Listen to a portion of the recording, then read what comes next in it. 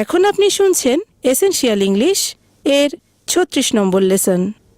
এই লেসনের নাম are you ready to order?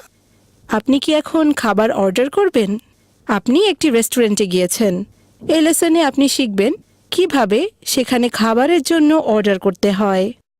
আজকে একজন ওয়েটার সুজানকে জিজ্ঞাসা করবে যে সে কি অর্ডার করতে চায়। চলুন তাদের কথোপকথনটি শুনি। Are you ready to order? I'll have the chicken noodles, please. And to drink? I'd like some orange juice. শুনতে দারুণ লাগলো তো। এবার কথোপকথনটি ভেঙে ভেঙে শুনি। ওয়েটার প্রথমে সুজানকে জিজ্ঞাসা করলো, আপনি কি এখন অর্ডার করতে চান? ইংরেজি ফ্রেজগুলো শুনুন এবং বলার চেষ্টা করুন। আপনি প্রতিটি দুবার শুনতে পাবেন। Are you ready to order? Are you ready to order? Susan chicken noodles চাইলো। শুনুন এবং বলতে থাকুন। I'll have the chicken noodles, please. I'll have the chicken noodles, please. এরপর ওয়েটার সুজানকে জিজ্ঞাসা করলো, আর পানীয়? এবার এটি ইংরেজিতে শুনুন। And to drink? And to drink?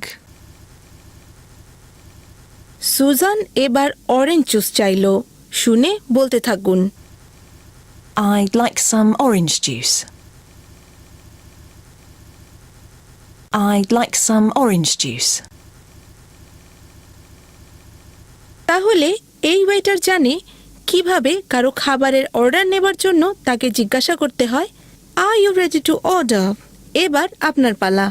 ফ্রেজগুলি বাংলায় শুনুন এবং এরপর ইংরেজিতে বলার চেষ্টা করুন।